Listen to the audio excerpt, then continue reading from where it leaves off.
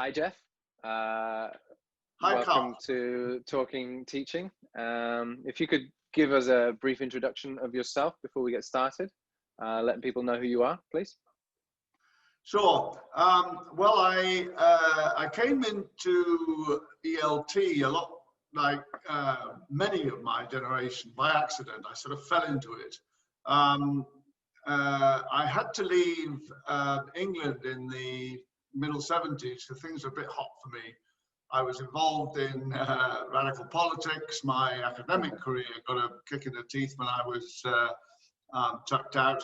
So, and there was Thatcher and all sorts of stuff. So I came to Spain with my partner, and we settled in Barcelona, and I got a job after a year in a marvelous school called the Saudi Idiomas, which was really tremendous. Okay. So I worked there as a language teacher for a long time. And after about 10, 12 years, I became director of studies. With my boss, we did a master's program, a master's in applied linguistics and teaching English as a second language. And then I decided to do the course myself as a kind of guinea pig. So I did the master's myself, and after the master's I did a Ph.D. So at the end of it all, things were going pretty badly in Saudi, and so I left, and I'm now back rather where I was 40 more years ago, in a much more academic setting. So that's it. I've spent the last 40 years or so here in Spain, getting my living from English language teaching. Mm-hmm. Did my time at the Chalk Face, really enjoyed it as a teacher. Okay. Got into a slightly more managerial role, and now I've ended up in a rather sort of part-time academic position. I'm now applied, associate tutor at Leicester University in the distance learning degree that they do. Okay. Okay, a couple of things about the start of your career that peak out there. You said that you obviously you came from a different career, so you were in a different line of work or a different field beforehand, and you kind of came to the English teaching unplanned, as it were. And as you said, that's true for perhaps a lot of your peers at the time. It still tends to be quite true now. And I wonder what you think of that. When I sort of meet teachers here, there's a question I used to ask a lot, and I ask it less now. I used to ask teachers, did you always want to be a teacher? Kind of hoping to find the passion and the drive for teaching. And I often, if I was in a room of 200 teachers, maybe, something like 10 to 20 of them would say, yes, I always wanted to be a teacher. And the rest really had no intention of teaching, but they ended up teaching. And I used to kind of use that as a jump off point for some of the discussions I'd have. But the truth is, neither did I, actually. I mean, I find when I really thought about it, it depends how far back one goes, because when I left school, I was really glad to get out of school. And the idea of going back to school and teaching and having a career in the school environment was, nowhere in my purview at the time. And then I later found that initially through some youth work that I did and some social work that I got started into, I found that, the education and the teaching was for me. So by the time I got into teaching, it was because that's what I wanted to do. But there's a lot of different pathways into teaching, and a lot of people get here by very different means. So what do you think about, what was that like for you? Did you find very quickly that teaching was something you enjoyed doing, or did you spend a long time just doing it because it was your job? How did that early process feel for you? Well, I really enjoyed it enormously. When I went to Ishadi, I thought I'd kind of gone to heaven. It was the best teacher's room I'd ever been in by a country mile. It was just absolutely marvelous. There were about 30, 35 teachers there, all really keen. We were paid very well. We had tremendous back support.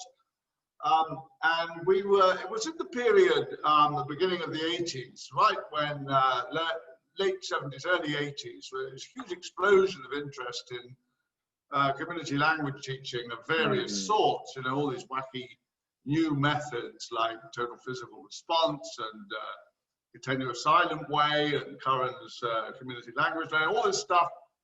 So there was real enthusiasm. We were really keen. We used to sit up till midnight talking about it all, you know, what to do, right. did this work, did that work, what was the place of grammar, should we be doing this?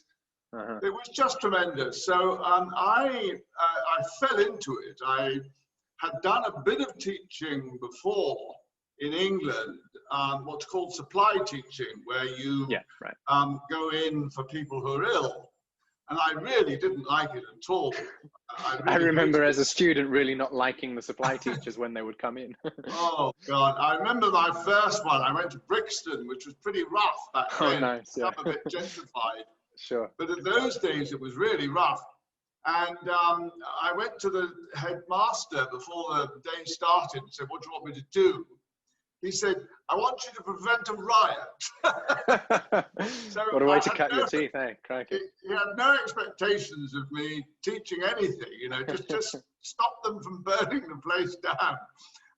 It was really awful. So I was really delighted to be in this new environment where teachers were really doing some interesting stuff, and we taught. It was just terrific. I loved it. Oh yeah, that's great. I say most of the teachers there, partly it was because we were treated so well. We were definitely the best school. We were paid the best money. So we were really looked after. That was part of it, obviously. Yeah. But it was just that everybody there, well, nearly everybody, of course, there's one or two cynical, you know. But in general, it was terrific, and I can say for the rest of the teachers, the vast majority of them were really dedicated teachers who were honestly, sincerely interested in helping as much as they could for their students. It was wonderful. Yeah, that community, I think, is very important. It sounds like there's a bit of a chicken and egg situation there, where the community made you feel, you know, you enjoyed that experience and you felt perhaps more worthwhile by being a part of it. As you say, you know, the pay was good, you were well looked after. It's hard to know which of those comes first, because obviously if there are good conditions, good pay, good working conditions, is going to attract the better, the more dedicated teachers, perhaps, because it's a sort of vicious circle or a virtuous circle, isn't it? Yeah, right, exactly. You know, I was lucky to be in that kind of virtuous. You know, it fell off. Yeah, that's the kind of thing, and you meet now exactly the opposite, where people teachers are terrible conditions, terrible pay, low motivation, and that's a kind of the opposite, sort of vicious circle. Yeah, I mean, most of my experience when I've worked in, now I work for myself essentially. When I've worked in schools where there has been a staff room, a teacher's room, I've largely been in the exact opposite. It's been a very kind of commodified experience. So we've, you know, as a teacher, never particularly felt valued beyond the selling power on the market front, you know. And the other teachers that I was working alongside, I mean, to date, I've picked up two of my closest friends from there. So it wasn't a complete, it wasn't a complete dearth of talent and passion. To some of the best teachers that I know, but the majority, you know, out of say 18 teachers that I worked alongside in that couple of institutions, really only two that stand out as being, you know, truly passionate about teaching, caring about the students, and the rest were either traveling or getting away from something, or it was an easy option. You know, that's been sadly been my experience. And again, you know, it seems like it's no coincidence that all of that happened within a couple of institutions that clearly didn't really care either. You know, didn't value the teachers, didn't seem to really value education either. It was just a business model. Yeah, yeah, yeah. So the other thing I noticed, unless I'm mistaken here, before you got into it, what you kind of the career you moved away from beforehand, was that an academic career as well? Yes, I was at the London School of Economics, and I was in the philosophy department, which because it had Popper, the famous Karl Popper, and Langauge, Oh, yeah, okay. and Feyerabend among the staff, was philosophy of science. And I was going to do a doctorate with Popper. Actually, Langauge should have been my supervisor, but then I got caught up in this 1968, you know, the famous 1968 revolutionary stuff that went on in France and in a lot of universities. And LSE was particularly hit. We actually did a sit-in, we closed the university, and I was kind of named as one of the ringleaders. And then I got, with put paid to my doctorate, I was kicked out. And then I got involved trying to defend a few people who were quite wrongly accused of being part of the Anglo Brigade. But that brought its own pressures on me. You know, the police, sort of, I had someone following me. It was all very uncomfortable. Wow, yeah, right, okay. So, but yes, I had the early makings of an academic career. And then when I left England, I really, you know, the staff room in Asadi and the teaching there was terrific, energetic, wonderful, but it wasn't academic. There weren't, you know, of all the people in that staff room, when we got to our biggest, there were perhaps 70 teachers. Not just English. English was far the biggest, but there's also, we did French and Spanish, and we had a Russian teacher. And of all of those, I would say no more than 15 had masters. And probably at least a third, probably more, who didn't have a degree.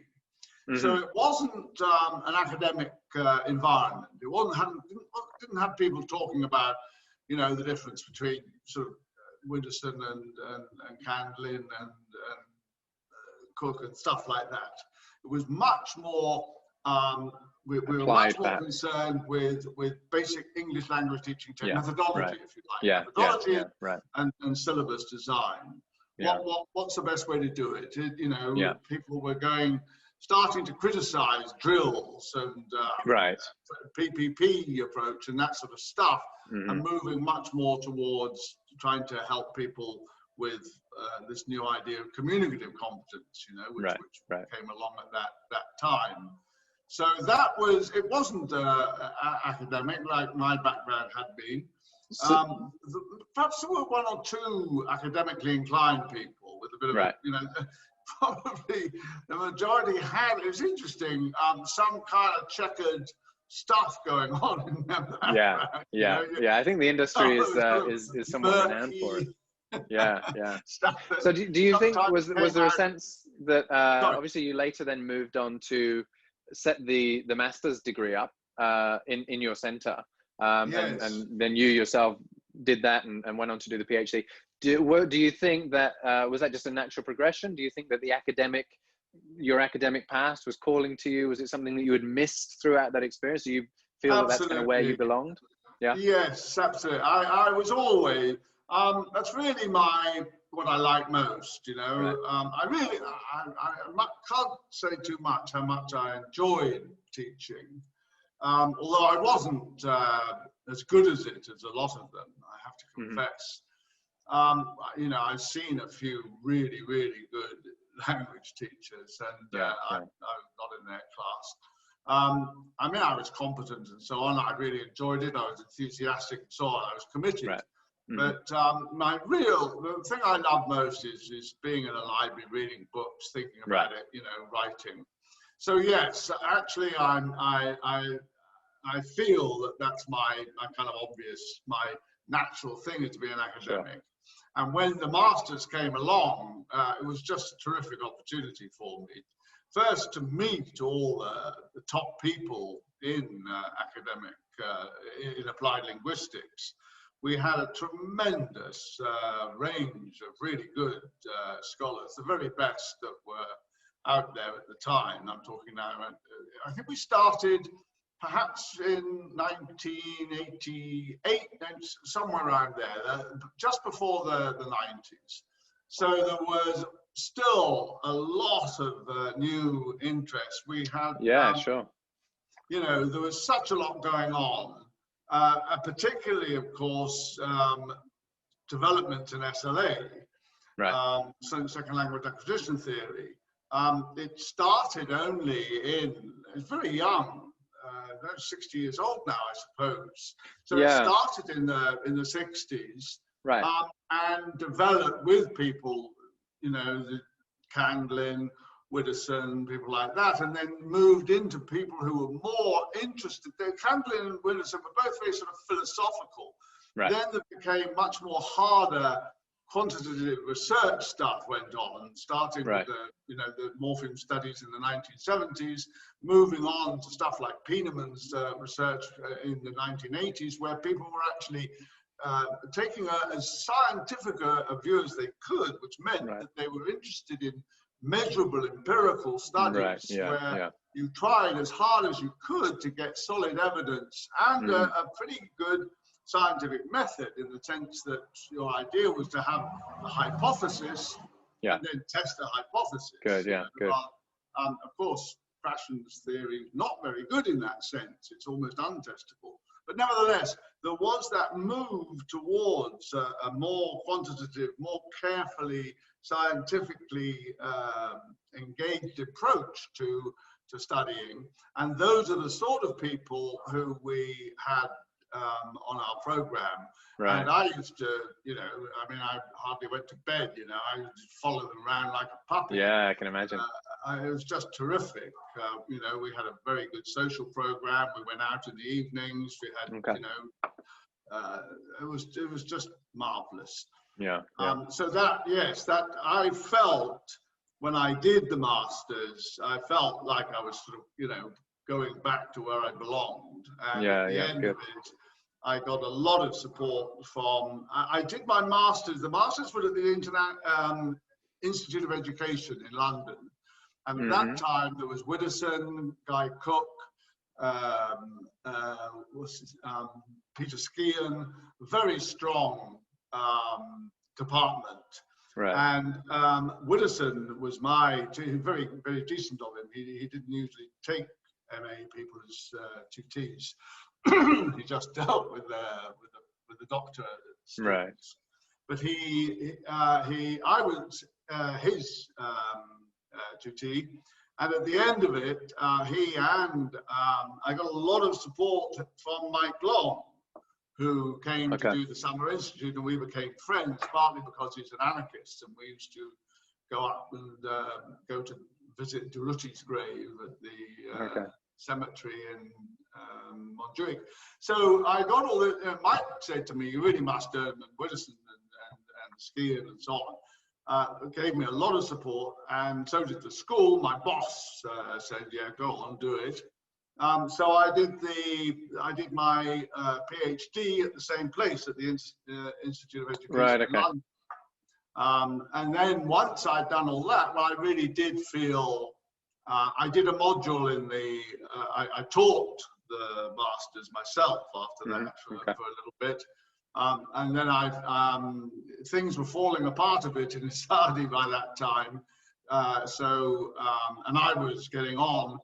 I moved into, I got a job with Leicester University, the job I'm still doing now after 20 years, and started writing a bit more again.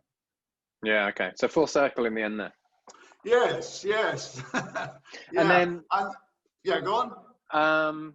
yeah, so you said about, when by the time you set the master's program up, you said there was still a lot of interest and a lot of developing interest in the field.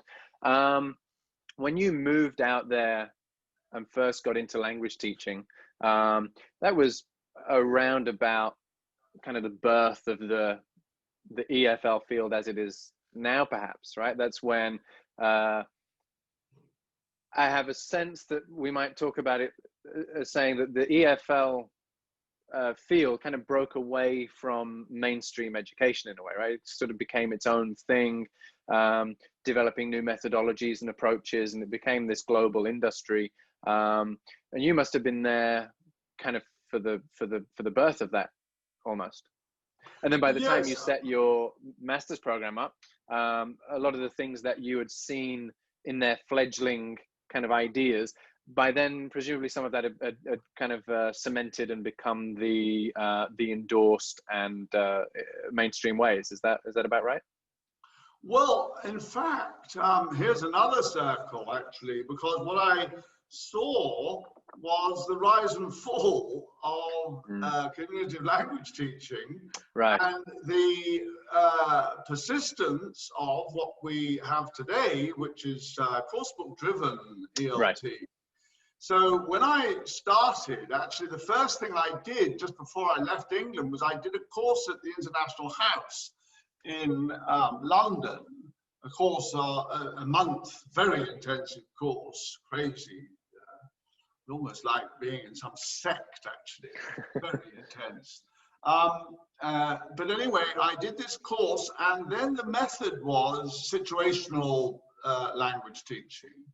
This was started by Hornby, I think, in 1953, and then developed by people like Neil's Kernel Lessons, I remember. And the idea is that you contextualize the bit of the language that you want to concentrate on. Right.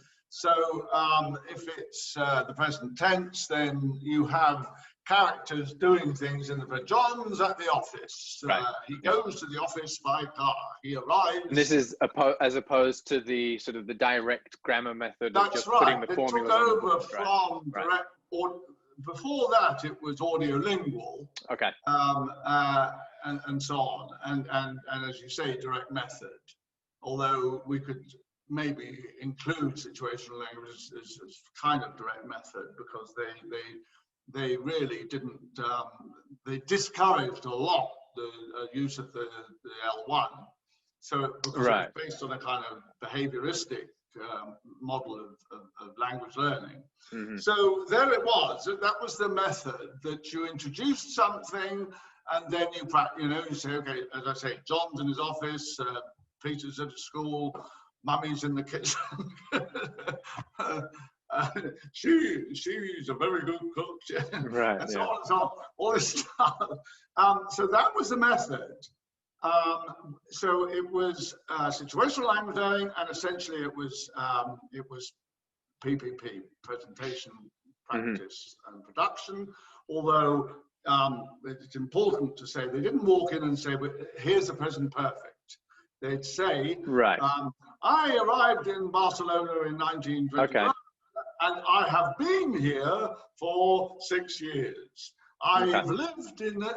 So they would actually contextualize it. And then they'd say, right. All right, let's have a look at this. We've got the present tense, the verb to be, then we've got the past participle, blah, blah, blah. Well, that was what I did when I arrived in Asadi. But then in the late 70s and early 80s, as I said, there was this explosion of method. But essentially what drove it was the new ideas of Kennelly and Swain and the ideas of communicative language, which is communicative competence. You know, there was this thing about, well, Chomsky talks about linguistic competence, but what we need to talk about is, in terms of language teaching, is communicative competence. It's not just what you know about the language, it's your ability to use it. Yes. So there's this shift from talking about the language to students talking in the language. Yeah, Giving them the opportunity to talk, giving them the sort of handing the ball over a bit, making it more student-centered, and so on. So that was the enormous shift, and that was what made it so exciting. Everybody had their own different ways of doing it. So Kitengo, for example, was a silent way. The teacher didn't say a damn word. He pointed at stuff, and the teachers had to, and the students had to do it all. A little bit similar with CLL, Cumulative Language Learning, with Curran. The teacher stood outside the circle and helped the students to say what they wanted to say. Right. Slightly less mad than that was simply ways where you would go in and do communicative activities with you. Okay, let's talk about finding a job. All right, let's look at some job adverts, and now let's do an interview, and so on. Yeah. So the idea all the way was to get away from, firstly, to get away from cutting up the language, the synthetic syllabus, where you treat the language as consisting of 100 or 1,000 items, and you cut it up.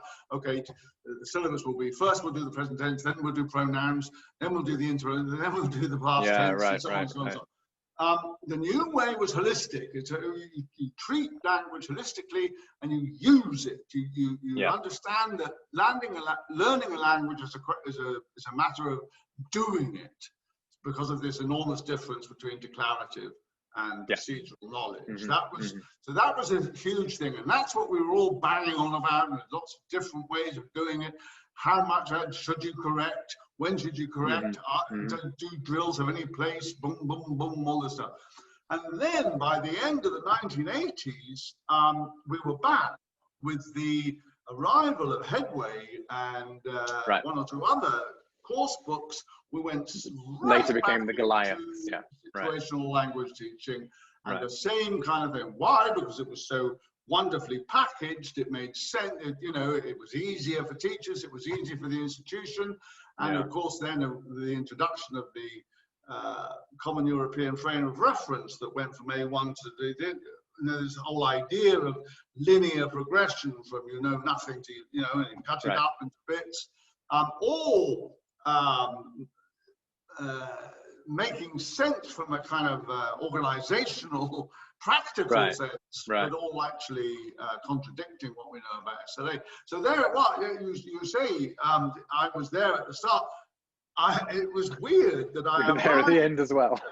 End of, when it got a chat, I was there during the challenge, but I saw that challenge, the cumulative language teaching challenge, snuffed out.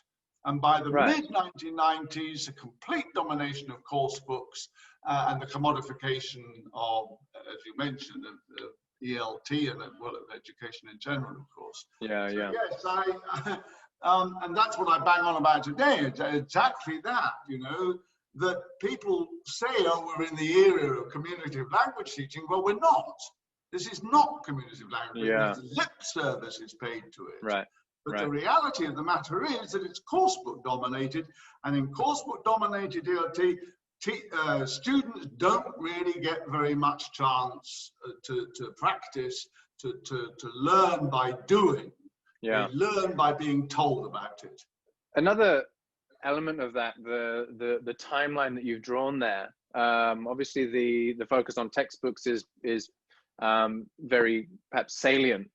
It seems like as well, another thread of the trend there was perhaps the focus on either explicit or implicit learning. Would you say that there was a rise and then fall as well in implicit learning? And because it seems that maybe the textbooks, that coursebook driven approach does, again, even though there's a lot of lip service, I think the people kind of talk about implicit learning, and even the kind of the publishers and the schools that they come from, the Cambridge division of the industry, which is a Goliath in the EFL world.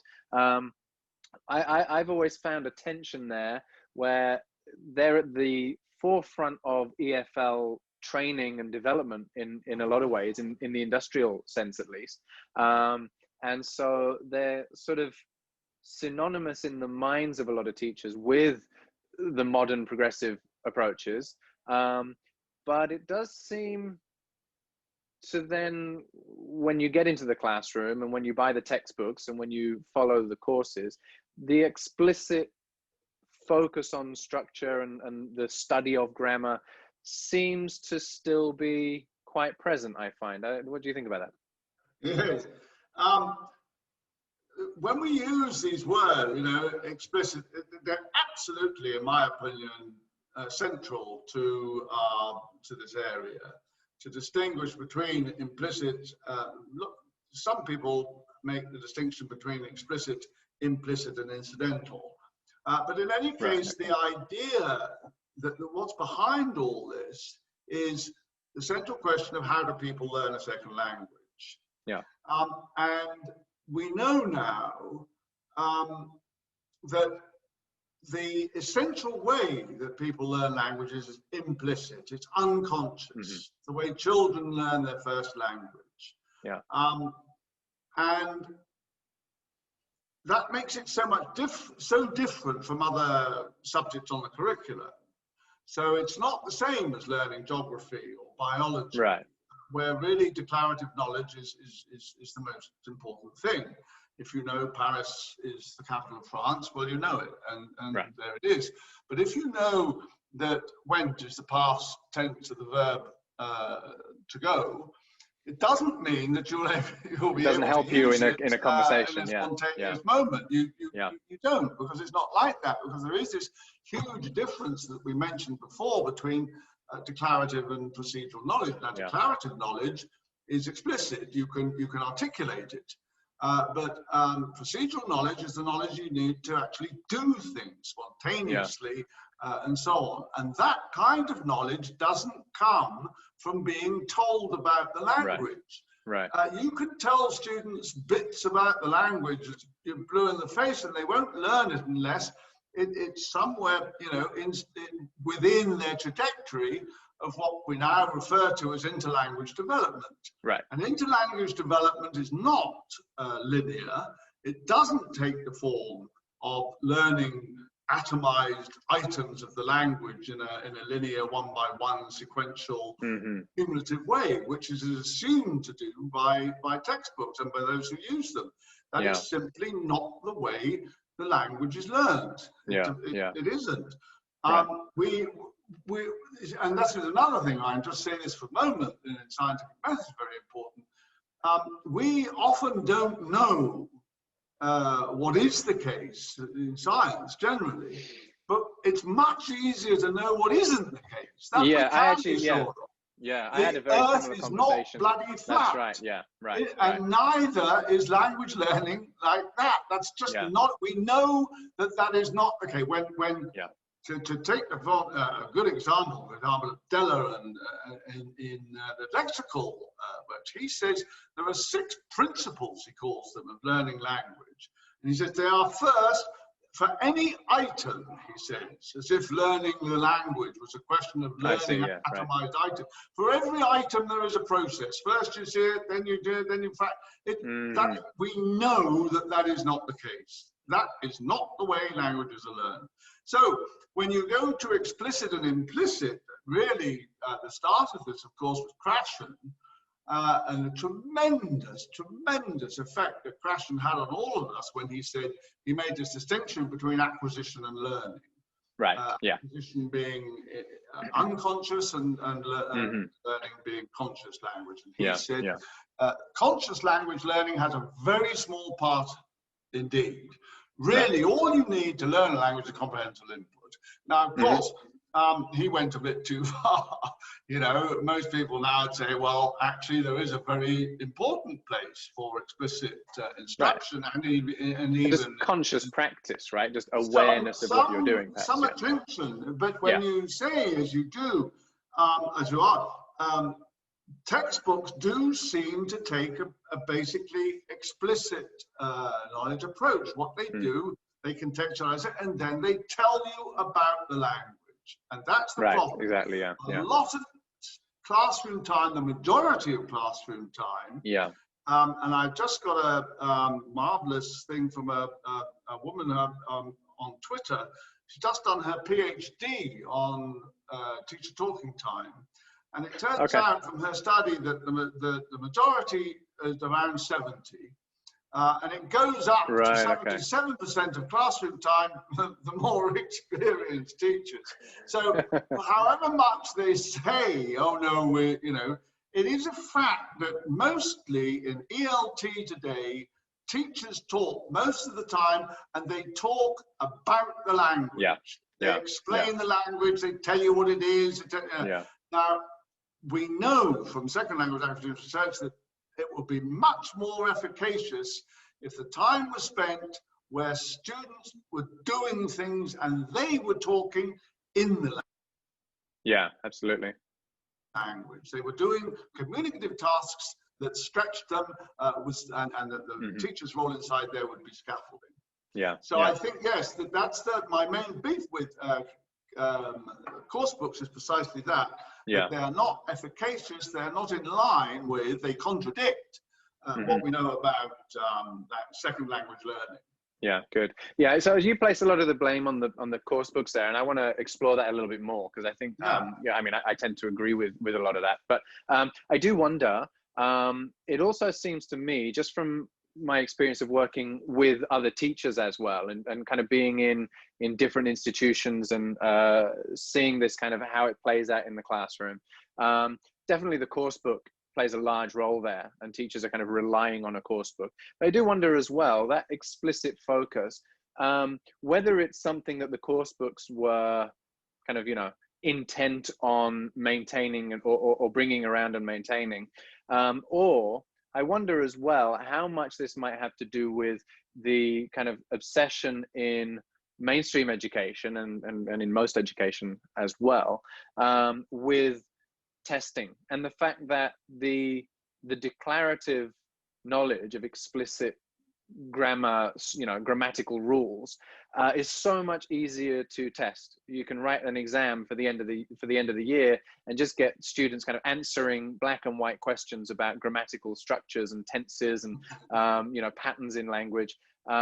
It's so much easier to test that I wonder how much of this is a backwash effect on not just on the teaching approach of an individual teacher, but actually the entire kind of curricular structure, and then course books perhaps following that. Do you have any sense of which of those comes first and how much the exams play into that?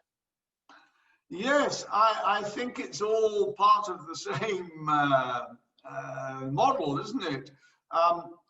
High stake tests, first of all, one has to ask, you know, what are the tests for? But if we'll park that for a moment. Let's say that one big area is going from one course to the next and making progress. Now, if the tests are supposed to measure your progress, in language schools where they offer a series of courses depending on where you are in their opinion. So you do a placement test and they say, we think you're using the CFR, we think you're B2 or you're B1 or you're A2 and so on. And so you start off there, let's say you're B1, right, which is, I don't know, sort of intermediate, no lower, something like that. So you do a course book, whatever the course book might be, you know, English file or outcome, one of those that says this is appropriate for your level. And then you work through the book where the syllabus consists of bits of the language cut up. You know, today we're going to do, I don't know, relative clauses. Now we're going to do the second conditional. Now we're going to revise present perfect. And now we're going to do, and so on, and it goes. Well, obviously, the test at the end is going to be about that. Right, yeah. And the way they test it is exactly, a lot of it anyway, is quite as you say, you know, multiple choice, tick the box. And so on, which is very easy to measure. You got 65% right. And we think that means you're probably ready for, and that's the other bloody joke about it, of course, you know, even in his study, especially later on, when it came to the test at the end of the course, the question is, are you ready for our next course? Yeah, of course, yeah. Now guess how we're biased there. Yeah, Biased to say, yes, you are. Yeah, Give us your money. Exactly, you know? right, yeah. So, oh, you got 86 in the test. And so yeah, on. and you needed 85 so to pass. Congratulations. So, yes, I think you're absolutely right. The tests, I'm not sure, I don't think that the tail is wagging the dog. I don't think the test, of course it does. It wash back in high test, for example, in China or Japan or South Korea. There, the washback effect on teaching of the pre-university courses is enormous. You know, that really does. I mean, that's an industry in itself, preparing people to take that test. Right. But I think in mostly testing simply reflects the kind of syllabus, you know. Right. And if you're doing that, if during the course you're ticking boxes and multiple choice and so on, if you're learning grammar and vocabulary in the way that they do, it's hardly surprising that they'd have a test like that at the end. Now, what you really need, of course, is a criterion referenced test that says, okay, can you do? What are you capable of? Like a driving test. Can you drive the bloody car? If you can, exactly right. you get your test. If you can't, you fail. That's what it should be. And if, as in a lot of cases, the student's goal is communicative competence, well, then the obvious thing to do is to get them to do some communicative tasks. Right. Yeah, exactly. You know, to do things, to do a presentation, or to take part in a role play, or to do stuff. And that's sadly lacking from most. Most tests. I suppose it can't be overlooked as well that the major publishing houses, which are all almost identical one to the other anyway, many of them are also heavily involved in the testing industry as well. So I suppose it can't be overlooked. The direct, obvious link there actually between who's publishing the books and who's writing the tests. I suppose that's something that can't be overlooked. Yes, well, Cambridge is the biggest Cambridge being the obvious one, right? Yeah, of course. Yes. Pearson being another as well. So I suppose there's an obvious connection there. But that's you talk about the the communicative tasks that we might want our students to perform as a form of assessment. Certainly the way that I structure my teaching and assessing, both at the school level where I'm teaching English to students of English, and at the training level where I'm training teachers. The goal is always to have them doing things by the end of the learning experience. It seems to me there's a disconnect there. You've mentioned the CEFR a couple of times. There's so many of these publishers, and Cambridge again being perhaps one of the primary examples for this, align themselves, or at least purportedly align themselves with the CEFR. Now, what I've always liked about the CEFR is that it is task oriented, right? It does describe a number of things that a person is supposed to be able to do in a professional and social environment. And I've always been quite fond of it, and I've always liked the idea of linking teaching towards that in one way or another. It does seem to me that there's a bit of a lie involved with the relationship that so many of these textbooks claim to have, because they're not quite oriented towards that practical use of language. And so when you buy a textbook that says it's a B2 textbook, and so it's for students who are at B2 on the CEFR, but then you flick through that textbook and you see that it's a sequence of discrete grammar points. I don't know. I mean, is that just a false claim? It seems to me that I like the inclusion, the reference to the framework, but I don't think it's actually meaningful. And I also suspect you might not quite agree with me on the value of the CEFR in the first place. So we might be cross purposes on the premise, I wonder. Well, I'm afraid I don't agree with you about the CEFR. what I would recommend you read here would be Glenn Fulcher. Glenn Fulcher works actually at the same. He's the boss of the Applied Linguistics Department at Leicester University. He's a tremendous, tremendous academic, and his field is assessment testing. Well, he refers to the CFR as a Frankenstein scale, and there's a very good article called The Reification of Assessment. And that's the problem with the CFR, that it's reified, by which we mean that it takes abstract, artificial constructs and turns them into what look like real things. Okay. You know, but they don't exist. You see, the CFR is made up of can-do statements which were made entirely by teachers. There's no empirical support for them whatsoever. And what's more, so many of them are completely sort of fuzzy and difficult to pin down. Can make its way successfully through a course and you know, what does that actually mean? Yeah. It's very fuzzy. If you look at the difference, for example, between the can-do statements on, I don't know, you know, B2 and how to get B2, B3 and C1, around that area particularly, it's really hard to know, you know. Right.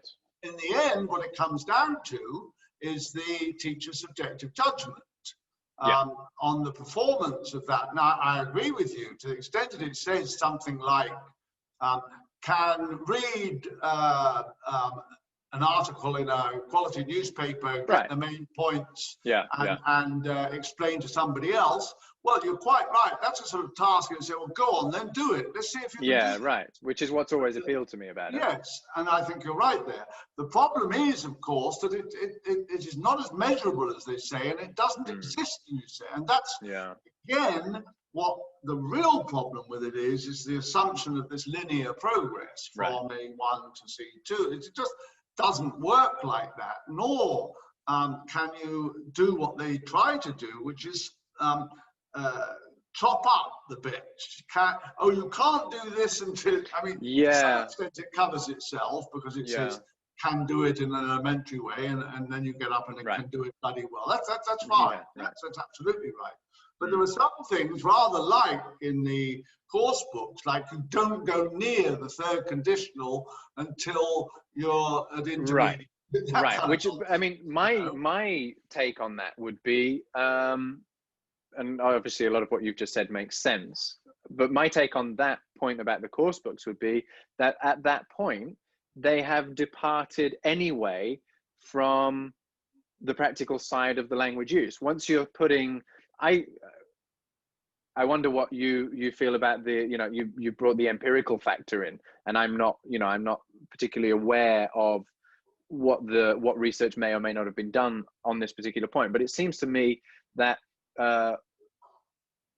looking at a linear progression, which we might not be a fan of the linear progression anyway, but looking at a linear progression of practical proficiencies, you know, the ability to fill in a form as compared with the ability to write a professional report in the office. Obviously, there's obviously a linear relationship somewhere between those two. That linear progression seems to me to have no obvious relationship to the linear progression between, the conditionals versus the I don't know, active and passive and the tenses below that. There are two linear formats there, and I have more faith in the practical one than the grammatical one. It seems to me that they don't necessarily line up in a way that the textbook authors perhaps claim that they do, or if they don't claim it, they seem at least implicitly to believe that they do. I mean, do you see some valid linearity there, at least on that practical side, where you can say, look, a person who can do this is obviously more advanced in the language than a person who can do much less than that. You know, a person who can, as I say, fill in a form is very different from sitting and reading the Financial Times. That seems obvious, but you must have an empirical take on that as well. So what do you think about it to that extent? Yes, first I agree that the idea of a grammar-based syllabus is particularly ridiculous in that we know that that's not the way people learn the language. They don't go from the easy structures to the difficult structures like that. It's just, that's not which I very much, by the way, I very much believed was the case, you know, once upon a time. I was very indoctrinated. It does have a lot of common sense. Yeah, it makes sense, right? Appeal, but it's just not, you know, that's just not how it's done. It's done, you know, interlanguage development is just not linear. It has ups and downs. People go back, you know, they get worse. It's U-shaped. There are there are all sorts of, you know, and incidentally, an enormous amount of variation between different people's ways of doing that trajectory. So it's much better to see the language holistically and not cut it up in a grammatical way. Now, as far as tasks go, well, of course, I completely agree that one does have to go from simple to complex. You start out, as you quite rightly say, and see if they can fill in a little form. Condescending. I mean, but absolutely right. A simple form, name, address, and so on and so on. That's an absolutely appropriate thing to ask a beginner to do, and it's not appropriate to ask them to write a 3,000 word essay on the causes of. You know, you're quite right. So I think it does. See, and this is what one does in a task-based learning course, is you go precisely from the simple to the complex. In Long's TBLT approach, that precisely the intricacy of the syllabus is to work out precisely how you go from the simple to the complex, not by using the present tense in the simple one, exactly right. And the conditional in the difficult one, but simply by making things more, you know, more wider range of vocabulary, more fluency, ability to speak for longer, to use different strategies of, you know, and all that. Within the course, and as you go along from, you know, from a very advanced course, let's say we're doing a course, I don't know, for orthopedic surgeons. So you start off and then English isn't terribly good. So you have them asking very simple questions of the patient. Does it hurt? Where does it, stuff like that. Right, exactly right. Whereas at the end, they can be talking to a colleague on a video conference, giving very detailed information and talking about the different interpretations if they have them, you know. So that's what you do, but you treat the language holistically and of course in its domain. So these people will not be talking about, you know, whether the bed was comfortable or maybe they're a tiny bit, you know, but what I'm saying is that inside the domain, inside where these people are interested, then the kind of progression that you're talking of, that, you know, from simple to complex makes complete sense. I think that's absolutely fine. Right. And I think you're right that there is a bit of a mismatch in course books that claim, you know, something, not that they do really seriously. I mean, I think that's it. I think there's some lip service being paid, isn't there? Somebody said, I think it was in a conversation I had. Anyway, said, you know, a good thing to do with course backs is start at the back. Right. You know, start at the end of the unit. Start at the end of the unit where there's the activity. Do that first. Then some of the daft stuff they do, it might even make, you know, help. Yeah, I mean, similarly, what I end up doing with a lot of teachers, you know, I mean, I certainly, I'm not suggesting that we need to burn all the books, and also that just because of the way I feel, and also because, you know, teachers, in many parts of the world, they do rely on the books. Perhaps, you know, whether it's for better or worse, it seems to be a bit of a fact, I think. Yeah, I would say. But you know, it is one of, it's kind of a fairly immutable fact, at least for now. You're not going to be, you can't just scrap them all because people will be left flailing. And so what I tend to do when I'm working with teachers is, you know, say, well, okay, well, let's take a look at the book, identify what the book thinks we should be teaching now, which is likely to be a grammar point, and then put the book down and think, well, where do we see that grammar being used? And one of the things, something that you alluded to moments ago as well, I find that not very much time seems to be spent thinking about what communication actually looks like. When you get the tenses taught, and you might get the recently I was working with a teacher who, because he taught a lesson on the future tense, setting aside the linguistic debate there for a moment, and kind of in the same lesson had taught all of the possible formulations of the future tense, you know, the simple and the going to and the will and all of those. I said, you know, if you think about any given conversation, they don't look like they do in the textbooks, where you have person A, person B, person A, person B, going through a series of future tense sentences. You know, the likelihood is in a real conversation, you're mixing up all manner of tenses, even though you're talking about the future in terms of time discussion. The linguistic, the grammatical resources that you'll be using are not all going to be future. You know, you might talk about the reason why you've got a particular plan for tomorrow is because yesterday's plan got cancelled and today you're a bit too busy, and so tomorrow you're going to do that. And so we don't speak in tenses at all. I feel that just remarkably little conscience is given to what language actually looks like in a conversation, or in whether it's spoken or written communication.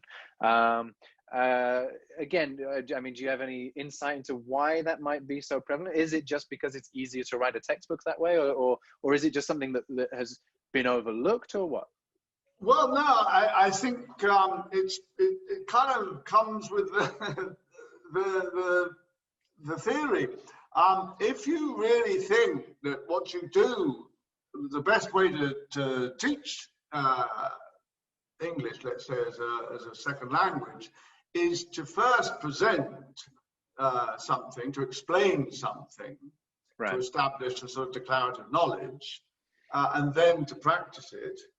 Well, it makes perfect sense. If you, let's say, the famous example of the present perfect, if you go in there and you contextualize something, and then you start talking in the present perfect. I have known John for 3 years. I've worked there. We've done this. It's and so on and so on. Then it's hardly surprising, even when you come to the practice stage, that what you want to do is practice the present perfect. So you get people in small groups, and then they ask you, how long have you done this, and have you ever seen a green whale, and all this stuff. Now, exactly as you say, in real conversation, people don't talk like that. So if you give them any rope whatsoever, they won't practice the present perfect. They'll say, have you ever been to Paris? No, but this last weekend I went to I had a really good time. Yeah, what did you do? But stop. Get back to the tenses. Yeah, exactly right. It's a hopeless thing. I mean, I remember doing this myself and learning very fast, as do so many teachers. You know, it's ridiculous. They won't do it. Mm-hmm. You try and separate will from going to, or I'm having a party next week. Wait a minute, and so on. Of course. Will Sarah be at the party? Well, that's it. But I think, and off they've gone, and they're not doing will anymore. And they're wait a minute. So yes, I completely agree. It's ridiculous, but it's hardly surprising, is it? If that's the way the course book is organized, that the teacher should make these forlorn attempts to get them all, as they do, laughingly enough, in the dialogues and so on. You know, exactly right. Yeah, the examples are all there. Yeah, they used to be hilarious. You know, Streamline. Right, yeah. I don't know if you ever saw Yeah. Streamline.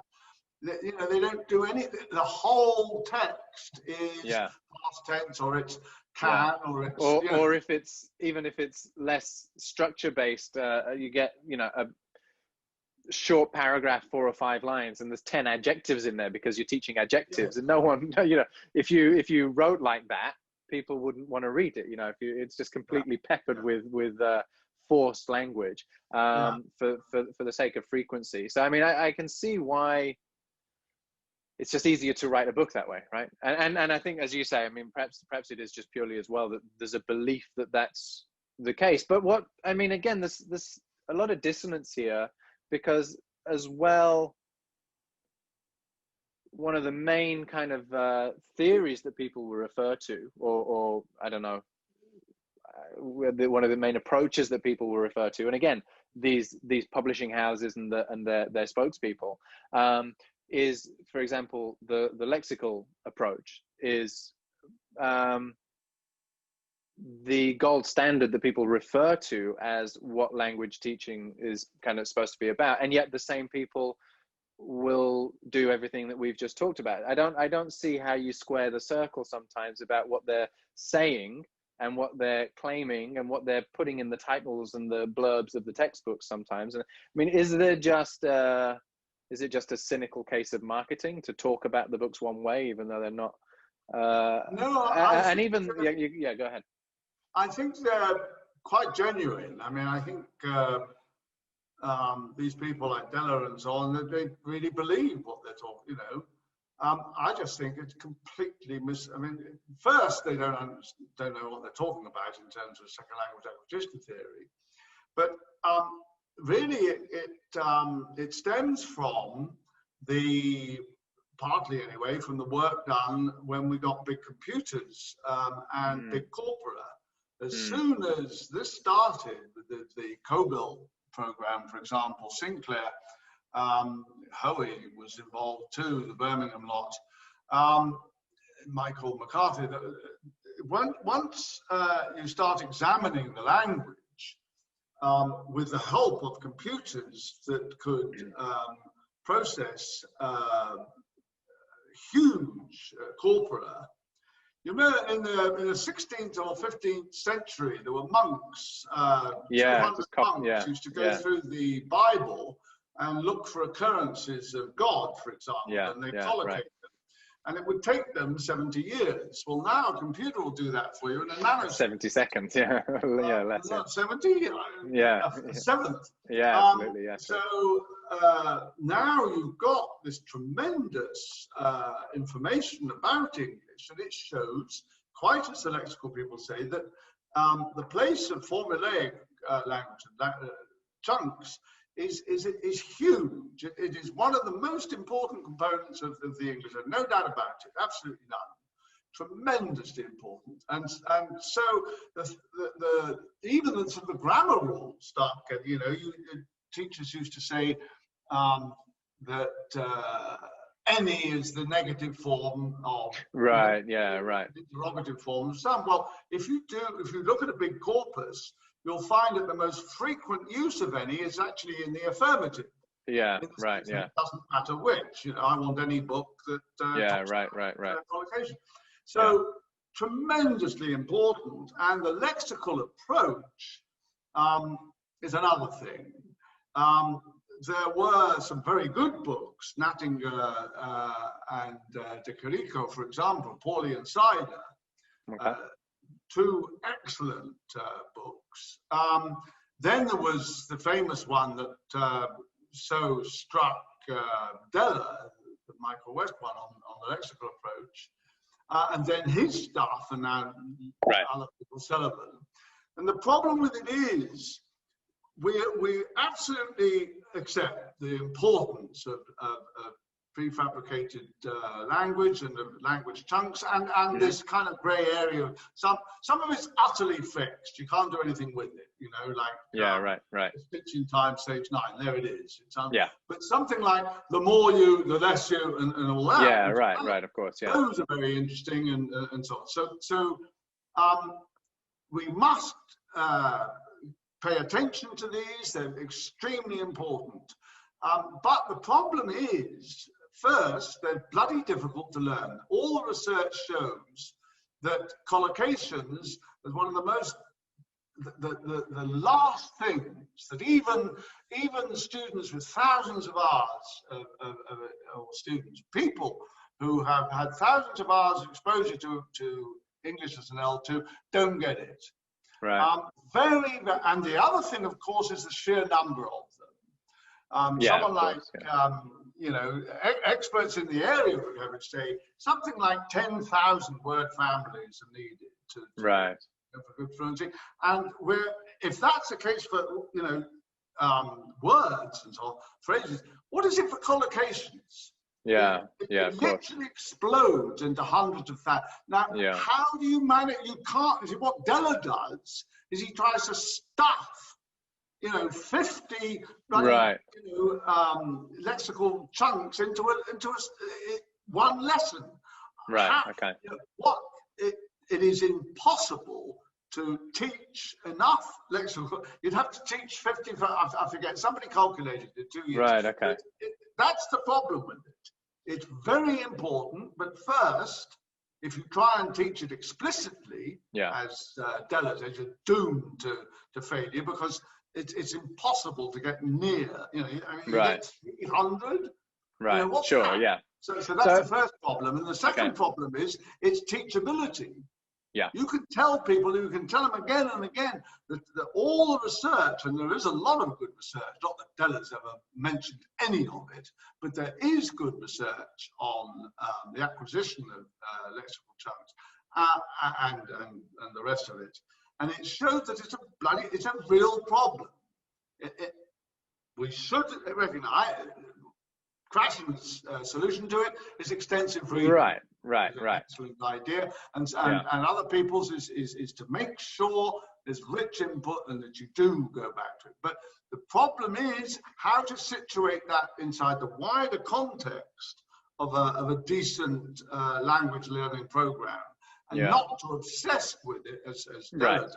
Sure. This complete messianic, you know, cult-like domination of the bloody lexical chunk to the exclusion of everything else. Incidentally, he talks about bottom-up grammar. Have you ever heard him talk about bottom-up grammar? I don't think so. So Hugh's actually been on this. I've spoken with Hugh on this this series before. Now, one thing I'll say, and as I think you'll probably tell just from the tenor of this conversation, you know, I'm not even close to beginning to be as embedded in the you know, the statistical side of some of the research that you've done yourself and you've read. Of course, I haven't. What I found speaking with Hugh was that we agreed on quite a lot, and the main place that we didn't agree necessarily was the textbook focus. Of course, he's a writer of textbooks, and so he would think that, wouldn't he? You know, so obviously there was some disagreement there, or some difference of perspective there.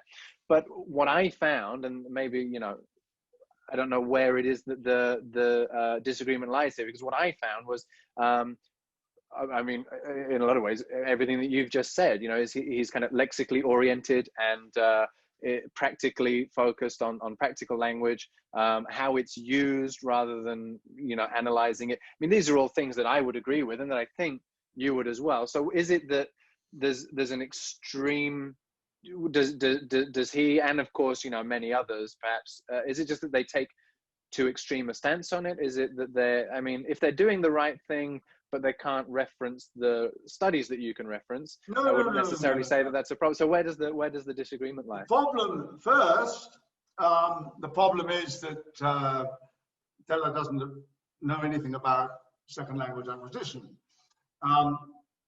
He completely muddles up the work of Hoey and the work of other people in that area, mainly what he doesn't appreciate is simply interlanguage development. He basically, right, okay, sure. Okay. First, I mean, I told you about this absurd thing in his book of how people, principles of language learning. Principles of language learning. Right. There's 6. For any item of language, Right. learners do the same. And it So is, in fact, I mean, well, that's the first thing. Right. Lack of understanding of SLA research. The second is complete confusion about priming and its place in language acquisition. And the third is the tremendous emphasis he puts on explicit teaching. Right. Della cannot wait to tell somebody another lexical chant.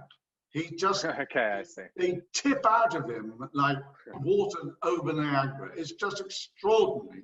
He's so, you know, and he says the biggest problem for language teachers is to be able to have these lexical chunks on the tip of their tongue like he does. You know, we can't, he's just, you know, extraordinary phantom of these things. What I'm saying is that is no way to go about an English, a course of English as a second language. Now, part of why you say that, if just referring to your previous references here, seems to be, and certainly I have to agree with you. Part of that is just because it's so impossible, because of the sheer vastness of the library that you'd be referring to. The approach that I take there is kind of laying foundations. So I'm speaking for myself now, not for Hugh and not for others, because I'm not familiar enough with their work either. But I mean, my approach to that has always been to kind of introduce the chunks and the phrases and the things as they're used. But I mean, I perhaps would agree with you. I don't spend as much time perhaps giving a dozen synonymous chunks that can be used. I mean, is that where it's going awry for you? Because it does seem to me, you know, my approach would be possibly quite similar. I would want to, you know, have my students exposed to language as it's used, and my belief is that, I think as yours is, that the language that is used is chunked, right? It's functional in that regard. So is it just the attempt to do too much that you disagree with? Well, firstly, although we all agree now the importance of lexical chunks, right? There is still a grammar there whose rules are extremely productive in the sense of course, that they do help you, you know, to invent new language. And one of the things about this unfortunate lexical exaggeration is it gets a bit like a phrase book, you know, 50 years ago. And it, you know, grammar helps you to invent new sentences, and students do invent new sentences. Right. Yeah. Exactly right. So first, that's the thing, to not exaggerate too much the importance of lexical chunks, and secondly, not to overdo the explicit teaching. For all his protestations and for all that, what really comes across, I have never ever seen any teacher trainer or any book on how to learn, how to teach language that insists so much on the teacher teaching and the teacher teaching, telling students about. I see. So, of course, Della will say that he's absolutely in favor of and gives a lot of attention to tasks and for the students to be producing the language.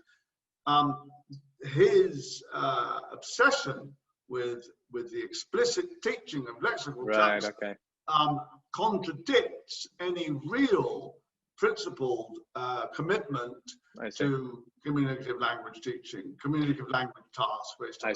So that seems to be another thing then that is remarkably widespread.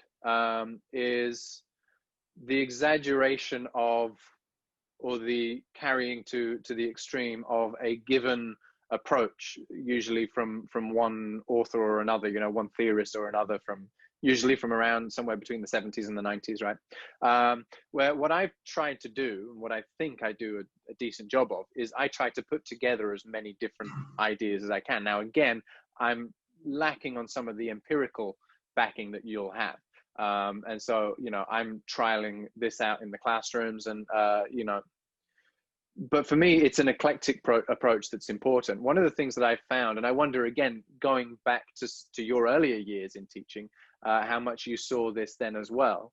I mean, you mentioned earlier, you know, the silent way, and then we have things like Suggestopedia, and even the lexical approach, which is, you know, perhaps one of the pillars of my approach to teaching in one form or another. But it is, again, something that I've seen taken to an extreme. And I interviewed for a job, well, maybe 6 or 7 years ago now, in a language school, and they were very stringent on their use of the lexical approach, which actually was what appealed to me in the first place, is why I wanted to apply for the job. And then in the interview, I went through a few stages of interviews. They called me back for, you know, I interviewed with the center manager and then the regional manager, and then it turned out that the Asia director, or whatever, you know, the director was in the country at the time, and he wanted to give me my final interview. Great, went along, and basically in the course of that interview, or towards the end of that interview, he asked me, you know, given that the focus had been on a lexical approach to teaching, he said, well, what if a student asked you, you know, in a lesson, what is the present perfect tense? And I thought, well, okay, I can kind of see where this is going. So I tried to give as lexical as possible an answer to that question. I said, well, you know, I'd probably give him some examples of the present perfect in a, you know, I'd probably show him what things we might say and when we might say them, something like that. And he said, but what if he asked you, you know, what if he asked you to, about the structure? And I said, well, in that case, I'd tell him the structure, you know, I'd say, you know, I'd help him break it down if that's what he was asking. If we got to that point and he was interested in that, and I didn't get the job, and I can only assume it's because I wasn't lexical enough. And I thought, well, it's just so extreme. And it seems that this is the industry for extremes. That's something I've noticed. If I've noticed anything over a decade, what I've noticed is this is the industry for extremes. And that, you know, any theory that comes out, you'll find a school of thought that takes it to the farthest extreme. As I said, the silent way seems to be the perfect example of that. Okay, the teacher should talk less, the student should talk more. So let's have the teacher saying nothing at all. You know, and that seems to be, I mean, how is that happening? Is it just the belief that, you know, if this is good, then this cubed must be so much better? Or is it a lack of understanding of the theory? You know, oh, well, I've not really read the book, something about Lexis, so let's just do Lexis. Or is there something else going on? What do you have any insight on that?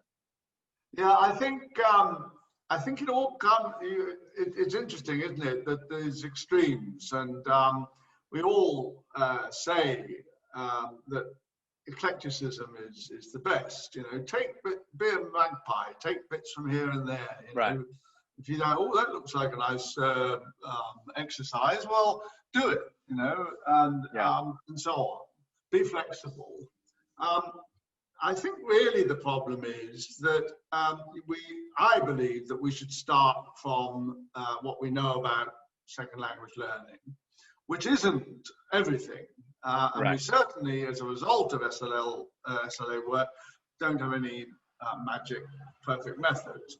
So the distance between what we know about how people learn a language and what we know about the best way to teach, there's a huge gap. So and it's so much an art more than a science. You know, individual teachers and the way they go about their job. You know, you could see a terrific teacher using a method that you might really cringe at, being more effective than someone doing what you think is the right way, and so on and so on. But I think really, if you start from a base of what we know about language learning, second language learning, and yes, the empirical evidence is extremely important. I personally think that, you keep saying it's an empirical thing. It is important. It is Sure. one of the two bases of a scientific approach. So we really do need to try and get some hard quantitative data, and that's slippery.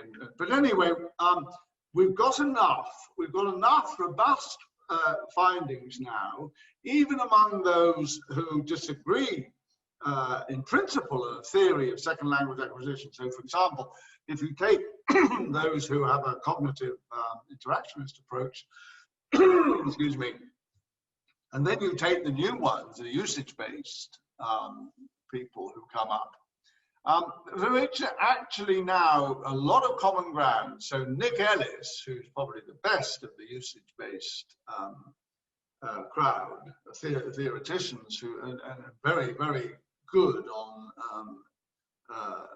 quantitative-based surveys and studies, he now shares a lot of ground with Mike Long, who is far more, as you know, in a sort of cognitive psycholinguistic camp. What they agree on, and here we go again, is that language learning is basically implicit. Right. And that's the way that you should go. That's what you should start from. Yeah. Now, whether you arrive at some mad sort of extreme, you extrapolate. If language learning is essentially implicit, then we should never do any. then nobody should ever mention grammar. Yeah. No teacher should ever present any, and so on and so on. Yeah, of course. Yeah. That's the problem. If it leads to that, like the sort of Messianic, it really is. If you read Della, and I really do not want to create any bad feeling at all. I respect that a lot of people go for Della's stuff. He's very popular, and so on. So I'm not, but there is about it something of the epiphany. If you read him in his early stuff, I forget where, not in the teaching lexically, but anyway, somewhere he says that reading Michael Lewis's book was like an epiphany. The scales fell. He suddenly, it really had a huge impact. Right, I see. He keeps saying that. This to me was like, I've been teaching all this grammar-based stuff and I wasn't comfortable with it, and boom, there it was. Well, that happens, but the danger is, as you said, that you get too extreme about it. Right? You get too evangelistic, and perhaps you're not able to properly assess the counter arguments and its limitations. And all methods, doesn't matter what the hell they are, do have limitations, which is why I completely agree with it. A sort of mongrel. A mongrel's much better than a thoroughbred, isn't it? Right. Christ, we got two bloody Mastine thoroughbred, and we've never had so much trouble. Absolutely. We rescued them. We didn't buy them. Okay. But we've always had lots of dogs. And anyway, my point is... No, absolutely. It's the perfect analogy. I agree. We ought to be eclectic, Now, what I'm pushing is task-based language teaching, as you know, particularly a strong version of it. But even there, what we absolutely recognize is the need to be very flexible. As you say, we'll be dealing with people who have to use course books. And just as you say, sure. The thing to do is to talk to them about how can you ameliorate, how can you twist, how can you go a bit more in one direction, not in another. And that's the sort of thing I think we agree, you and I, that's what we ought to be doing.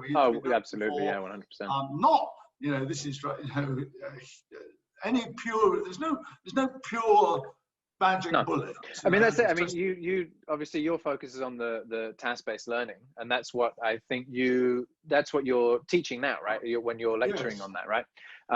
And well, not lecturing. I'm doing although I am actually in another place, but I'm doing a course with Neil McKellen at the moment. Okay. Neil McMillan at SLB. Okay.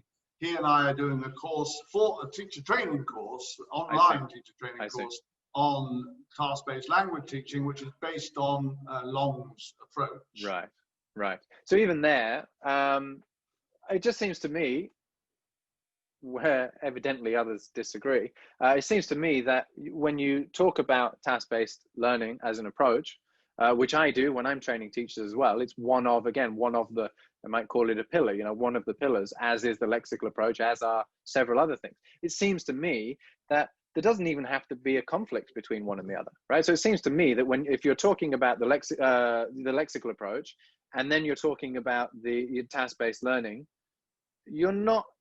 I don't even think you're talking about two things that are even in conflict. It seems to me that, you know, you can embed the lexical approach as your language approach into task-based learning as your teaching approach, and then various other things along the way. It seems to me that there doesn't even have to be any conflict between some of these ideas. And that's why for me, this eclectic approach has not just been something that I, you know, aspire to, but it just seems so comfortable and natural to me, because you can take from different things and put them together quite comfortably. It's not a difficult thing to do, I think. Well, I certainly what we know about the importance of lexical chunks, prefabricated language and so on, yes, I think that the question is, you know, it's really difficult to know how do we cope with this, you know, given that there are so many of them, given that they are difficult to learn. You know, they're one of the most difficult things for many people to get hold of in English as a second language. So that's difficult, huge, because there are so many of them. Yeah. But certainly, you know, lots of different, I mean, it's still an ongoing thing. How the hell do you deal with this? Yeah, and I think the only thing we could agree, well, one thing we can agree on is they shouldn't be the overriding. You know, right, yeah, absolutely, yeah. Go too far with it. Yeah. Now, the other thing is what task-based learning does is adopts what we call an analytic rather than synthetic syllabus. And I think that is another, you know, unnegotiable bit. I don't think, however eclectic you want to be, if you use a synthetic syllabus, you're kind of doomed from the start. Right. So I think you should get away from chopping up the language into thousands of bit items and thinking, how do we present and practice them? That seems to me a dead end. So if we say, what we know about language learning is that they have their own inbuilt interlanguage development trajectory. We have to respect this kind of thing. That it is mainly a question of them working things out for themselves. What is really important is that they get rich input and that we scaffold tasks and so on. You know, some you know, maybe we could even sort of say here are 6 kind of things. Not, you know, make sure that the student gets a lot of time to actually do things with the language, not be told about blah, blah, blah, blah, blah. Once you cover those, it does seem to me that task-based language learning really recommends itself. But as you say, at the moment, if you just suddenly said, right, no more textbooks, all, you know, fire tonight and tomorrow to new dawn. No, you'd be scrambling. Terrible. I mean, I think we should give them, let's say, a month. And then very generous. Right, okay. But I mean, I think in the end they should be, you know, because I think there's a much better, more efficacious alternative. And the trouble is to get out of it, because it's such a huge business. And we're so locked into this commercial, you know, thing that it's bloody difficult to think of an alternative. And if you did say you're going to do an alternative, then there would be an initial investment needed, an initial commitment. and you would have to somehow, how do you deal with them? You know, well, yeah, I mean, I wonder what you see as pathways towards that, because it is an ideology that I would agree with, and it's one that, in fact, when I'm working with teachers, essentially, it's a similar kind of horizon that I'm working towards, actually. What I aim to do with many of the teachers I work with, depending on the scale of time I have with them, then reducing reliance on the textbook is one of the things that we're working towards. Also, just more kind of conscious awareness of what their learning goals are. I find that a lot of the time teachers don't really know where they're headed so before they even know how they're going to get there. And I think, again, that's a place that the textbooks often stand in for. So actually, I think that what I found is by reducing reliance on the textbook, you actually force the teachers to be more conscious about where they're going, because the textbook isn't their only beacon anymore. So I think that those two things kind of tie in together.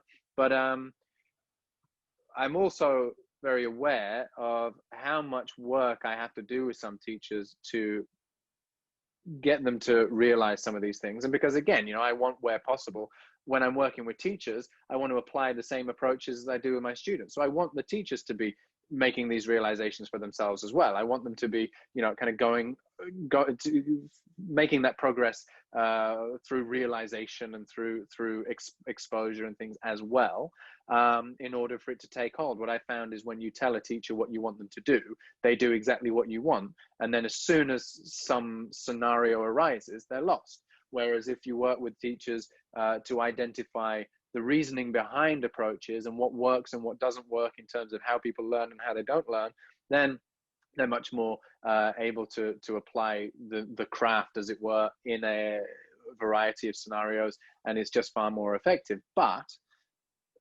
obviously there's a massive investment required there. And also, I just, you know, to be blunt, I don't think all of the teachers that I've met would necessarily be able to handle the amount of creativity that's required there. A great many would, but also, you know, a good chunk of the teachers I think not necessarily equipped for that. So, I mean, do you have an idea of the pathway towards that? Is this how do we get there, you think? Yeah, it's certainly not fair to expect a teacher to make the syllabus and the materials. Right, exactly right. It's utterly unfair. It requires commitment from the bosses and from the institutions and so on. Incidentally, I absolutely agree with you. For teacher trainers to go in and tell teachers what you really should be doing is this and that and the other. As soon as you left, they'll go back to the way, you know, and that's absolutely right. You have to get teachers' experience, you have to get them reflective, you have to get them thinking about, now, why do you teach the way you teach? Is it because that's what you're used to? Is it because you think it works, or work towards a realignment? But in order to move away from course books and towards what I think is a better way, which is TBLT, then I don't know, you see, because it's such a business, it's so commercialized that you're up against these really huge forces. You mentioned yourself, Cambridge University Press is hugely important in examining and in training. So it's this sort of hydra, you know, this many-headed thing, and they're all interlinked, and they all work together, and it's extremely difficult to challenge them. So I think probably the best way is to do first what you're doing, to suggest ways that you can move away from a strict version of following the course book step by step, and to try and, you know, get a bit of room to maneuver, freedom, and a bit more emphasis on communicative stuff. That's the first thing. Secondly, to do what you're doing as well is to talk about it, to raise the issue. Question this hegemony, to say, well, are we sure that this is the best way? Are these tests and the consequent, you know, and so on, to you know, get people talking about it. And then I think the third thing is at a local level, to try to find teachers who can't, you know, kindred spirits, if you like, for people who feel the same suit, people who are not. And then I think the final thing, I was reading this morning, Philip Kerr, I don't know if you know, he's absolutely brilliant blog. I think it's called Adaptive Learning, ELT. No, I don't think so. He's tremendous. And today he's just done one on well-being. Which is, and taking that to pieces, you know, deconstructing, it's just a waffle. Right. Very popular waffle, well-being, you know, think positive. But he actually did a tremendous job on reconstructing. But anyway, what Philip often says, and I think he's, you know, is where course book driven ELT will probably get dismantled, not by the force of a stronger argument, by reason and by us persuading people, oh yeah, we agree, TBLT is much better, but by the forces of the market and capitalism and the development of neoliberalism, especially now in the time of COVID-19. I think that might lead to a collapse and might even lead to something worse, where the teacher is more and more put under pressure, more and more works, excuse me, in a precarious way, no fixed salary, no fixed job, portfolio, all for bits and pieces. And more and more computerized learning takes place, where we have things like Duolingo, you know, all these ways that build on a certain idea of language learning that, again, is completely wrong. So I think in a lot of ways, where the crisis we're facing now is that one of, you know, classroom-based learning is very much under pressure. And the question is, what will replace it? If we're lucky, more individually orientated, more needs analysis based, more you know, lots of different ways of going about it. That if we're lucky, but if we're unlucky, it will be people learning English by twiddling on their smartphones. More and more apps and things like that. I wonder what you think regarding nearing as much as we can. Of course, it seems to be a goal on some level I think we should hold, you know, working towards an idea of, you know, some kind of ideal approach to teaching, however kind of varied and vast that might be, rather than, you know, this is the book, some kind of, you know, series or set of approaches. Seems to me to be more a case of weeding out the things that we find don't work. So gradually adding to the list of things. Okay, well, let's stop doing this. Let's stop doing that. This thing seems to be working, so we'll carry on with that until eventually we'll have still quite a broad set, I think, of things that work and things perhaps that work in some situations, but not so much in other situations. And so they remain a part of the arsenal, as it were, and just gradually getting rid of things that we want to stop doing. Is that the process that you've seen? Well, I think it's a terrific methodology for sorting that. Absolutely right. This is, in a way, the basis of Karl Popper's scientific method is precisely that this asymmetry between truth and falsehood. We will never know what's true, but it's very easy to find what's false. So I think, and this incidentally even extends into ethics. It's quite hard to say what's utopia, but we all agree that certain things are wrong. Absolutely. Hitler and the death cat and so on and so on. Of course, so it's much easier, as you say, to say, all right, we're pretty sure that this doesn't work. This is inefficacious. This is kind of, you know, so yes, let's get rid of this. Let's get rid of this. Let's get rid of this. There seemed to be a very good way of because it's easier for us to agree on that kind of thing than to agree exactly where we should go. So I think that's a very good way of doing it. What I think also is this idea of just much more flexibility, by which I mean, to try and get away from what's it called? Teaching English for no apparent reason. Right. Yeah. The tenor school. And to try to make it a bit more focused. So not exactly ESP, not exactly EAP, or anything. Well, even the needs analysis that you mentioned. Exactly. Some attention to needs analysis, so that you kind of narrow the domain a little bit, so that then you start to do things more realistically, not this sort of general, as we said before. Well, I think you're just helping your students do the things that they want to be able to do, rather than spending so much time telling students how to do things that you think they ought to be able to do because it's on the curriculum, and they often don't care. Exactly. So the motivation drops, progress is slow because they're not motivated.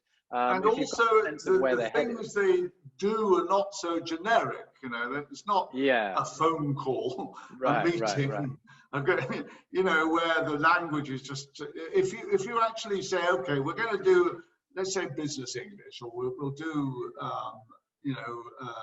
human, no, not them, market development, for example. And now, then when you do a phone call, well, it has a lot more, you can get a bit nearer to what people actually say in that context, because a phone call between two people in that area is very different from a phone call between another, just or two doctors, or exactly right.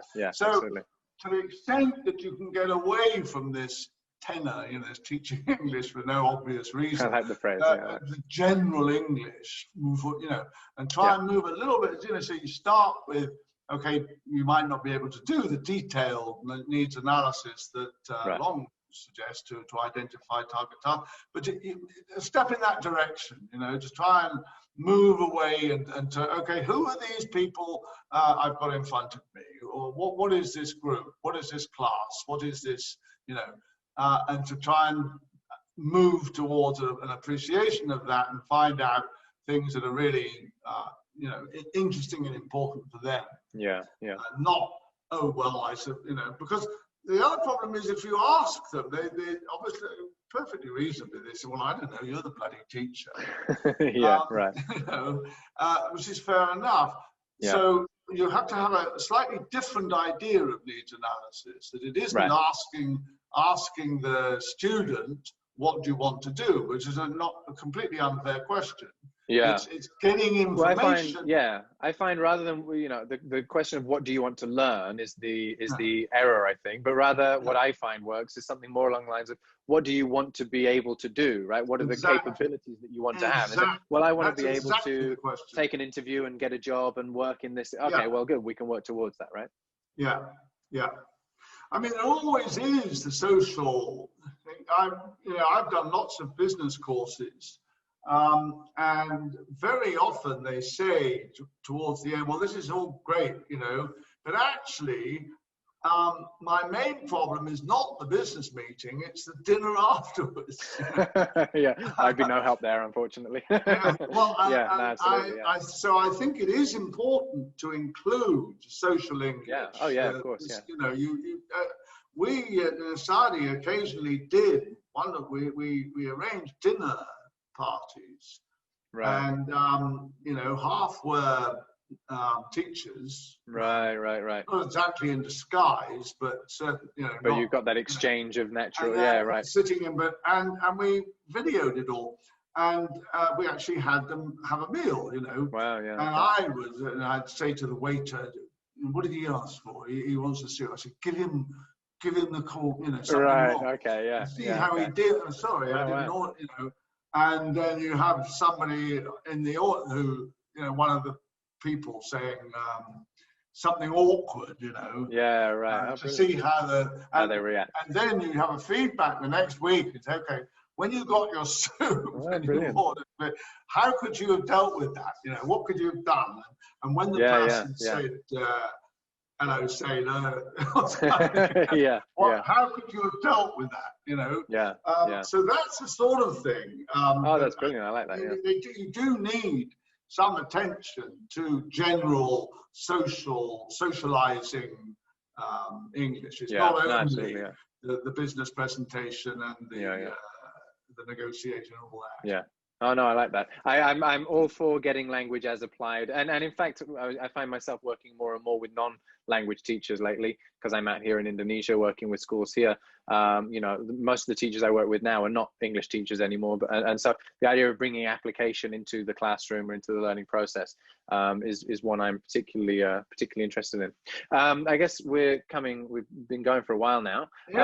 If you want to say, just before we finish, if you want to say a little bit more perhaps about what it is you're doing right now and the course that you're offering, or you know, where people can find you and your work and things like that. Yes, I'll give you a link to the website where it is. Oh, yeah, essentially, good.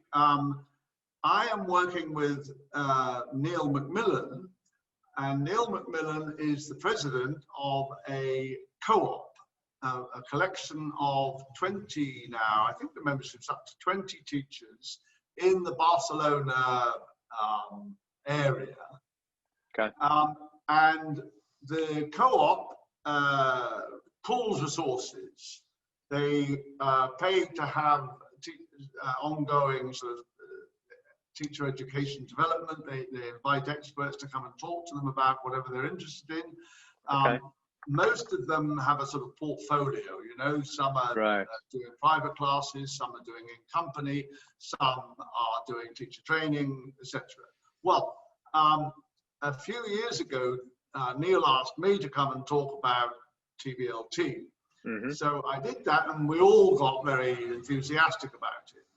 And I worked with Neil particularly, and we decided 2 years ago to offer a course for teachers, experienced teachers, on task-based learning based on Mike Long's version. So that's what we did. We've done 2 editions of that course, and we'll do a 3rd one starting in at the end of September, early October. So subscription is open. So that's what I'm doing with Neil, and I think your viewers, your audience, would be interested to hear what. Have a look at his page. Have a look at the sort of things that they're doing. I'm a member, and Neil's the big. I see. And also to have a look at the TBLT course that will soon be offering. Good. Yeah, I mean, we'll put links for that in you know, down there somewhere with the video. So that's good. Yeah, I mean, you talked there about the co-op, and also mentioned, you know, you used the word community a couple of times earlier as well. But what I think is needed, and maybe this is sort of, I guess, what you're already doing locally, what I'd like to see on a much larger scale is a community for teachers, where essentially conversations like you and I are having now, and like I'm trying to have on a weekly basis with teachers and educators from around the world, I'd like these to be something that you know, is happening more commonly and more frequently, and also something that's happening on a more collective level, not just, you know, 2 people, but you know, maybe 50 people engaging in discourse and conversations, and you know, kind of expanding to a much larger network. I think that's the way, again, talking earlier about how we achieve or how we move towards this ideal of, you know, whether it's task-based or an eclectic approach or a more kind of teacher conscious approach. I think it's perhaps through conversations and through some kind of a network and a community like that. I don't know how to build that just yet, but that's something I'd like to see, and maybe it can grow from something you're already doing out there, perhaps. Well, I quite agree. I think local efforts, and then of course we need a network to join them all up. And good luck to you with all your work. And it's really, I think that's the way we're going to do it. You know, local stuff joined together is about the only chance we've really got I think so too. to rival the evil forces that be. Yeah, no, I think you're right there, Geoff. All right, brilliant. Thanks a lot, Geoff. Oh, really good to talk to you. Yeah, likewise. It's been a pleasure. And I don't really look forward to it, but anyway, I'll be interested to see the video that results. Yeah, sure. And hopefully we'll see some feedback, and we'll get a conversation started around it. I hope. All right, brilliant. Thanks a lot, Geoff. Speak to you again. Take care, Carl. Yeah, you too. Bye now.